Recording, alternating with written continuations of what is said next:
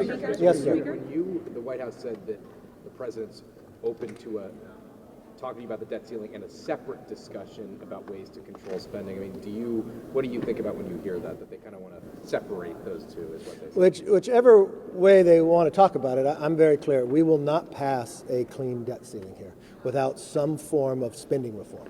So there'll never be a clean one.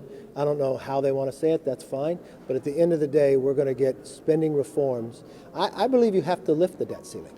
But you do not lift the debt ceiling without changing your behavior. So it's got to be both in front. Yes, sir. You've been talking about the meeting with the president again following these discussions. Do you have a timeline for your next meeting with him? And realistically, what are the next steps? Are you going to bring some members perhaps to meet with him at the White House? Are you bringing some Democrats as well? What's the next step in the process? Okay, the next step is very clear. We left it that he'll give me a call in a couple days to set up the next meeting. Not who would come, not any of that.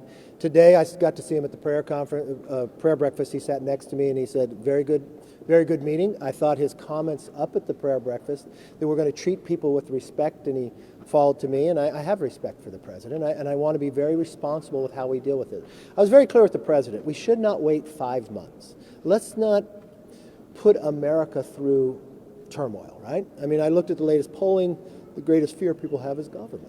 They want their government to actually work. We have a government that's designed. We have a government that the American public decided to have a check and balance, where Republicans in charge of the House, Democrats in the Senate, he has the presidency.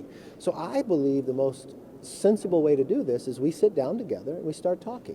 Yesterday, I know before he said he wouldn't negotiate, but yesterday was a very nice conversation for more than an hour. It didn't mean we agreed, but we staked out different positions, and I think at the end of the conversation between both of us, we thought, you know what? This is worthwhile to continue. We're going to continue it. So you're going to have another meeting at the White House? Yeah, he's going to come back to me. Yes. When will Republicans actually put pen to paper on a spending cuts plan?